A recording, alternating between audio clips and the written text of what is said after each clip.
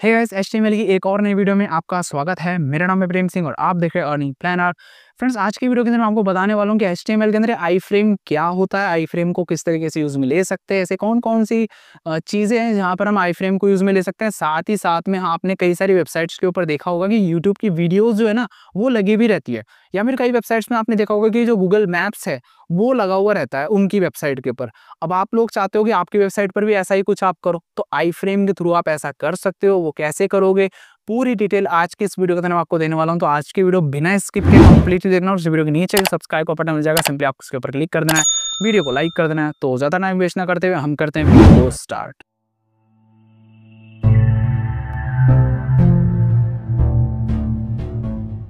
तो फिर सब आप देख सकते हैं मैं अपने लैपटॉप की स्क्रीन के ऊपर आ चुका हूँ। लैपटॉप की स्क्रीन के ऊपर आ जाने के बाद में यहाँ पर आप देख सकते हैं हमारा यूट्यूब वाला फोल्डर है जिसके अंदर index.html फाइल अवेलेबल है। मैं यहाँ पर राइट क्लिक करूंगा, show more options, open with code के ऊपर क्लिक करूंगा तो हमारा VS कोड जो है वो ओपन हो जाएगा। तो देखिए फ्रेंड्स, सबसे पहले तो मैं आपको बता देता हूँ कि आई फ्रेम होता क्या है, बेसिकली इसका यूज केस क्या होता है।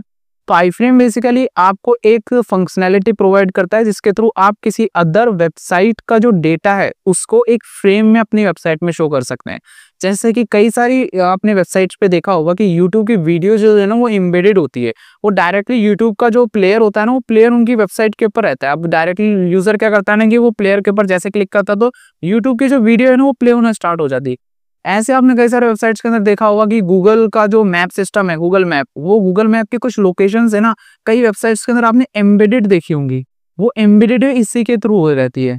तो हम आज की वीडियो में यही देखने वाले हैं कि आप आई फ्रेम को कैसे यूज में ले सकते हो, उसका सिंटैक्स क्या है, और हम किस तरीके से यूट्यूब या फिर गूगल की जो लोकेशन है उसको कैसे हम अपनी वेबसाइट के अंदर ऐड कर सकते हैं, एम्बिल्ड कर सकते हैं। और सिर्फ वही नहीं, हम लोग अदर किसी वेबसाइट्स का जो दूसरी कोई वेबसाइट है ना उसको भी हम लोग अपनी ही वेबसाइट्स के अंदर शो भी करेंगे एक फ्रेम के अंदर। ठीक है, तो कैसे करेंगे देखिए।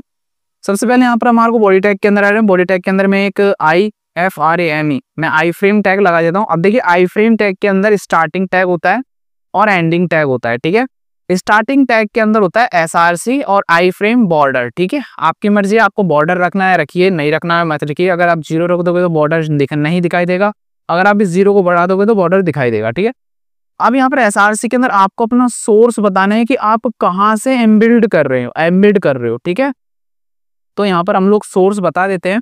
तो यहाँ पर आप देख सकते हैं मैंने YouTube का जो एम्बिल्ड लिंक होता है ना वीडियो का, मैंने वो डाल दिया यहाँ पर। अब ये लिंक कैसे आया, कैसे लोगे, वो मैं आपको बताऊंगा, बट फिलहाल के लिए आप इतना देख लीजिए कि मैंने ये लिंक यहाँ पर डाल दिया। ठीक है, सोर्स मैंने बता दिया कि भाई यहाँ से ये वीडियो उठानी है, यानी कि यहाँ से कोई डॉक्यूमेंट ऐसा है जो लेना है और मेरी वेबसाइट पर दिखाना है। ठीक है, उसके बाद मैं यहाँ पर गो लाइव के ऊपर क्लिक करूंगा। जैसे ही गो लाइव के ऊपर क्लिक करता हूँ हमारी वेबसाइट जो है वो यहाँ पर ओपन हो जाएगी।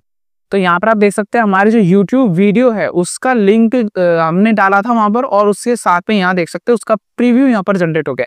याद रहे, आपको अपनी YouTube वीडियो को डायरेक्ट लिंक नहीं डालना है, एम्बेडेड लिंक डालना है। वो कैसे लोग वो मैं आपको बताऊंगा। बट अभी फिलहाल देखो तो यहाँ पे इसकी हाइट और विड्थ जो है ना मतलब एक छोटी आ रही है, मैं चाहता हूँ कि थोड़ा सा बड़ा हो जाए, तो वो भी आप कर सकते हो। यहाँ पर देखिए इसका खुद का एक एट्रीब्यूट होता है WIDTH विड्थ नाम का, जिसमें आप पिक्सल्स में बता देते हो कि आपको कितनी विड्थ चाहिए। जैसे कि मैं चाहता हूँ कि 500 पिक्सल्स की विड्थ होनी चाहिए, और HEIGHT मैं हाइट चाहता हूँ 500 पिक्सल का हाइट होना चाहिए। ठीक है, जरूरी नहीं कि आप दोनों ही दो, कोई एक भी दे सकते हो तब भी आपका काम हो जाएगा। ठीक है, तो यहाँ देख सकते हैं 500, देखो एकदम स्क्वायर शेप बन गई ना। जैसे कि आपने देखा होगा ना कि स्क्वायर हम लोग किसको कहते हैं, जिसकी चारों भुजाएं समान हो। तो हमने चारों भुजाएं समान कर दी कि जिसकी हमने विड्थ भी 500 कर दी, हाइट भी 500 कर दी है। ठीक है, 500 पिक्सल, यानी कि पिक्सल क्या होता है, हमारी जो स्क्रीन होती है ना, कोई भी स्क्रीन, उस स्क्रीन के ऊपर आपको दिखाई नहीं देता, बिल्कुल छोटे छोटे एकदम पिक्सल्स होते हैं, छोटे छोटे से बारीक बारीक, जो कि मिलकर के एक कंप्लीट स्क्रीन रेडी करते हैं। तो हम लोग क्या है ना कि साइज को मेजर करते हैं पिक्सल्स के अंदर। हम ऐसा बोलते हैं कि इतने पिक्सल, यानी कि 500 पिक्सल मिलकर के इतनी विड्थ बनाओ। तो यहाँ देख सकते हैं अभी ये जो विड्थ आ रही है ना यहाँ से लेकर के यहाँ तक की, ये टोटल 500 पिक्सल्स मिलकर के इतनी विड्थ बनाई है उन्होंने। ठीक है, अपनी स्क्रीन के जो छोटे छोटे जो होते हैं ना पार्ट, उनको मिलकर के इतनी स्क्रीन बन रही है 500 पिक्सल्स की। तो आई होप आपको पिक्सल का मतलब समझ में आया होगा। तो हम लोग इसी तरीके से बताते हैं। यहाँ पर मैंने 500 के पिक्सल बता दी, 500 की हाइट मतलब ये हाइट बता दी। आपकी मर्जी, आप इसको बढ़ा सकते हो, जैसे कि मैं कर देता हूँ 1000। ठीक है, अब देखना ये, अभी देखो 1000 की तो कितनी होगी इसकी, 1000 की तो इसकी विड्थ हो गई, और हाइट कितनी हो गई इसकी 500 की। ठीक है, तो इस तरीके से आप यहाँ पर आई फ्रेम के थ्रू इसको एम्बेड कर सकते हैं। बात आती है कि आप ये आई फ्रेम को कैसे लोगे, ये जो लिंक मैंने लिया है लिंक के कैसे लोगे। तो देखिए फ्रेंड्स, ये जो गूगल मैप्स होता है या फिर आपकी यूट्यूब वीडियो होती है ना, डायरेक्टली आपको कोड प्रोवाइड करती है। यानी कि आपको आई फ्रेम, ये विड्थ, हाइट, ये आपको लिखने की भी जरूरत नहीं है, वो ऑटोमेटिकली आपको मिल जाता है। वो कैसे मिलेगा वो बताता हूँ, लेकिन उससे पहले बॉर्डर और देख लो। जैसे कि मैंने बॉर्डर में लिख दिया 10, ठीक है। तो अब यहाँ पर देखता है, अगर आप इसको गौर से देखो तो चारों तरफ देखना इसमें छोटा सा एक बॉर्डर आ गया। मैं इसको और थोड़ा सा बढ़ा देता हूँ, ठीक है। तो यहाँ देख सकते हैं, बिल्कुल अभी आपने देखा होगा इतना ज्यादा बड़ा होता नहीं है। देखो आ रहा है ना बॉर्डर, बिल्कुल यहाँ पर भी आ रहा है और ऊपर भी आ रहा है। तो ये बॉर्डर यहाँ पर आप लोग इस बॉर्डर फ्रेम बॉर्डर के अंदर आप दे सकते हो, आपकी मर्जी, आप जितना बड़ा देना चाहो दे सकते हो। वैसे इतना बड़ा होता भी नहीं है, मैंने ट्राई तो कर रहा हूँ, लेकिन देख सकते हो उतना ही आ रहा है ये फिलहाल, ठीक है। बाकी CSS वगैरह से हो सकता है, आप बाद में CSS से एक कर लीजिएगा। विड्थ और हाइट भी आप CSS से कर सकते हो, बट इसमें एट्रीब्यूट था तो मैंने आपको बता दिया। तो अभी यहाँ पर देख सकते हो मैंने YouTube पे अपनी एक वीडियो सर्च करी है। अब इस वीडियो को सर्च करने के बाद आपको यहाँ पर कहीं पर भी राइट क्लिक करना है, कॉपी एम्बेडेड कोड का आपको एक ऑप्शन मिलेगा, आपको सिंपली इसी के ऊपर क्लिक कर देना है। इसके ऊपर क्लिक कर देने के बाद में यहाँ पर आपको अपने VS कोड के ऊपर आ जाना है, और यहाँ पर ये जो मैंने लगाया ना इस पूरे को मैं यहाँ से हटा देता हूँ, ठीक है।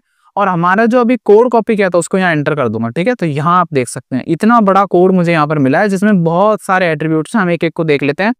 विड्थ, जैसा कि मैंने आपको बोला था कि हम लोग पिक्सल में बताते हैं, अब यहाँ पर क्या है, विड्थ के अंदर इन्होंने px नहीं लिखा। तो अगर आप px नहीं भी लिखते वो भी आपका काम हो जाएगा, वो पिक्सल की तरह ही कंसीडर होता है। इस तरीके से हाइट बता दिया। SRC के अंदर देख सकते हैं ये रहा वो URL, ठीक है। तो इसे ये वाला URL चाहिए होता है, आप खुद से भी बना सकते हैं। URL ले लीजिए और आप खुद से लिख दीजिए, ठीक है।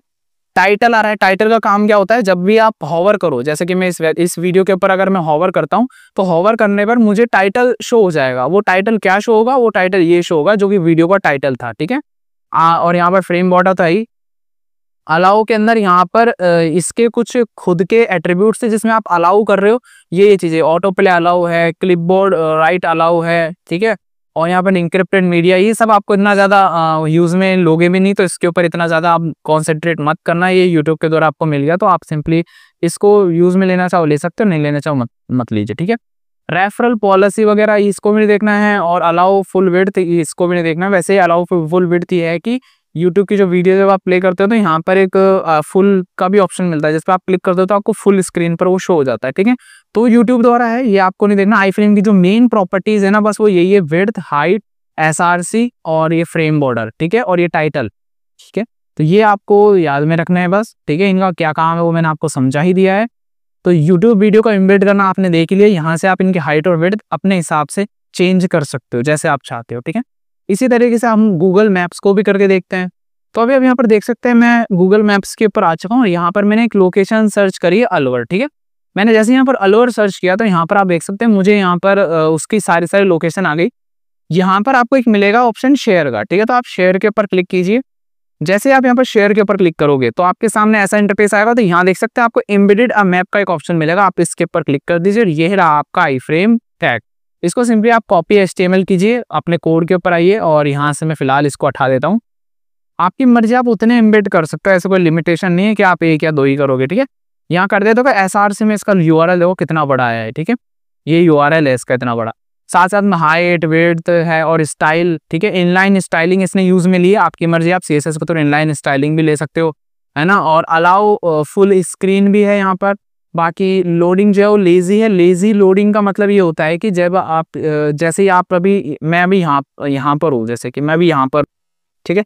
अब सपोज कीजिए ये जो है ना, ये सेक्शन बिल्कुल नीचे है मेरी वेबसाइट के। तो जब फर्स्ट टाइम मेरी वेबसाइट लोड होगी ना तो इंस्टेंटली ये नहीं चलेगा। ये कब चलेगा, जब ये मेरी स्क्रीन के ऊपर आएगा। मतलब कि एक एक करके जैसे जैसे मैं इसके ऊपर जाते रहूंगा। मेरी वेबसाइट बहुत बड़ी है और सबसे नीचे मैंने एक आई फ्रेम जो है ना उसका एम्बेड किया हुआ है, और वहां पर मैंने लगा दिया लोडिंग का, क्या लगा दिया, लेजी, ठीक है। लोडिंग लेजी का मतलब ये हो गया कि वो फर्स्ट टाइम में लोड नहीं होगा। जैसे कि आपकी जब वेबसाइट ओपन होती है ना किसी की भी मोबाइल या फिर लैपटॉप या फिर डेस्कटॉप के ऊपर, तो इंस्टेंटली क्या है ना कि कई सारा जो डेटा, इमेजेस है, वीडियोस है, उनको डाउनलोड करना स्टार्ट कर देते हैं। तो अगर आप लेजी लोड लगाते हो अपनी वेबसाइट के ऊपर, मीडियाज के ऊपर, यहाँ तक आई फ्रेम के ऊपर, तो वो होगा ये कि फर्स्ट टाइम जब यूजर आएगा ना तो इंस्टेंटली लोडिंग नहीं लेगी सारी चीजें, वो एक एक करके लोडिंग लेगी ऊपर से, ठीक है। जब फर्स्ट टाइम यूजर आया उसने सबसे पहली स्क्रीन देखी तो उसकी स्क्रीन के आगे जो होगा ना बस वही लोड होगा। फिर जैसे जैसे यूजर नीचे जाता जाएगा वैसे वैसे चीजें लोड होंगी, एक साथ लोड नहीं होने वाली यहाँ पर, आपने देख लिया होगा, जैसे यूट्यूब पे होता है ना, आप यूट्यूब पे जाकर के कोई वीडियो देखते हो और जब आप स्क्रॉलिंग कर देते हो नीचे जाकर के फिर उसकी लोडिंग स्टार्ट होती है, फिर आप नीचे जाते हो फिर लोडिंग स्टार्ट होती है। ऐसे एक साथ थोड़ी ना लोडिंग होती है, क्योंकि यूट्यूब पर तो इतना बड़ा डेटा अवेलेबल है कि अगर आप वो लोडिंग लेना लग जाए ना तो साहब का पूरा दिन पूरे महीने निकलते रहेंगे, लेकिन उसकी लोडिंग कंप्लीट नहीं होगी, इतनी सारी वीडियोस हैं यूट्यूब के ऊपर। ठीक है, तो इसलिए लेजी लोडिंग यहाँ पर काम आता है, तो आपको ये ज़हन में दिमाग में रखना है, क्योंकि इन फ्यूचर जब आप जावास्क्रिप्ट वगैरह करोगे फिर लास्ट में जब हम लोग प्रोजेक्ट वगैरह क्रिएट करेंगे ना, तो लेजी लोडिंग को भी हम लोग कभी यूज़ में लेंगे अपने प्रोजेक्ट्स के अंदर। तो ये दिमाग में रख लीजिएगा, बाकी मैं और आपको आगे तो एक्सप्लेन कर ही दूंगा। ठीक है, मेनली मैंने आपको बता दिया कि आई फ्रेम के अंदर आपको एसआरसी, हाइट और विड्थ, स्टाइल, टाइटल और जो फ्रेम बॉर्डर है वो, और ये लोडिंग भी अब आपने देख लिया तो लेजी लोडिंग आप याद रख सकते हो। ठीक है, बाकी यही काम के थे, बाकी ये full allow full screen, referral policy वगैरह ये इतना ज़्यादा मायने नहीं रखता है। ठीक है, तो यहाँ पर आप देख सकते हैं हमारी जो मैप है वो यहाँ पर इनबिल्ड हो गया है सक्सेसफुली। इस तरीके से आप यहाँ पर इनबिल्ड कर सकते हो। यहाँ से आप हाइट और विड्थ जो है उसको चेंज कर लोगे तो उस हिसाब से इमेज का साइज भी बड़ा या छोटा यहाँ पर हो जाएगा। अब यहाँ पर अभी फिलहाल तो हमने आई फ्रेम के थ्रू सिर्फ यूट्यूब को और जो गूगल मैप्स है उसको इनबिल्ड किया था। अभी हम लोग किसी वेबसाइट को इनबिल्ड करके देखते हैं कि वो कैसी दिखाई देगी। तो यहाँ पर अभी आप देख सकते हैं मैंने आई फ्रेम यहाँ लगा दिया, एसआरसी के अंदर मैं यूट्यूब भी, जो यूट्यूब का लिंक है ना मैंने वो यहाँ पर डाल दिया। ठीक है, इतना डालने के बाद मैं यहाँ पर आता हूँ, रिफ्रेश करता हूँ, तो यहाँ देख सकते हैं ये लिखा हुआ आ रहा है कि youtube.com रिफ्यूज टू कनेक्ट। इसका मतलब ये है कि देखो जो अपने वेबसाइट्स वगैरह होती है ना, इनमें एक सिस्टम होता है कि अगर आप चाहते हो कि आपकी वेबसाइट किसी दूसरी वेबसाइट के अंदर इनबिल्ड ना हो तो आप कुछ फंक्शनैलिटी उसके अंदर देते हो, जिससे कुछ कोड वगैरह लिखना पड़ता है एक्स्ट्रा, जिससे वो क्या होता ही है कि आपकी वेबसाइट किसी दूसरे के आई फ्रेम के अंदर नहीं चलेगी। ठीक है, उसी वजह से यहाँ पर फेसबुक या फिर यूट्यूब या फिर ट्विटर, इस तरीके से कई सारी वेबसाइट्स क्या है ना कि कुछ पॉलिसी पर्पज से, सिक्योरिटी पर्पज से इस चीज को बंद ही रखती हैं। अब यहाँ पर मैंने यूट्यूब को यूज में लिया ना, तो यहाँ पर आप देख सकते हैं ये यूट्यूब के अंदर इस तरीके से आ रहा है निशान। इसका मतलब ये है कि जो वेबसाइट है ना वो फॉलो नहीं कर रही है आई फ्रेम को। ठीक है, तो यदि आप यहाँ पर किसी भी वेबसाइट का लिंक डालो तो आप उसको चेक कर सकते हो कि वो वेबसाइट जो है वो आई फ्रेम को अलाउ कर रही है कि नहीं कर रही है। यानी कि वो वेबसाइट आपकी वेबसाइट या किसी भी दूसरी वेबसाइट के अंदर आई फ्रेम में ऐड नहीं की जा सकती है। ये चीज आपको दिमाग में रखनी है। ठीक है, तो आई फ्रेम का बस इतना ही है। आई फ्रेम आपको समझ में आ गया होगा। फिलहाल अभी आई फ्रेम के अंदर और भी चीजें हम लोग करेंगे, कुछ थोड़ी सी एडवांस चीजें, बेसिक लेवल की चीजें थी जो हमने करी है। ठीक है, जो कि कोई भी वीडियो के अंदर आपको बता देता है, लेकिन अब हम लोग थोड़ा सा इसके अंदर एडवांस जाएंगे आई फ्रेम के अंदर, और वो एडवांस वीडियो आप आगे की तरफ देख लीजिएगा।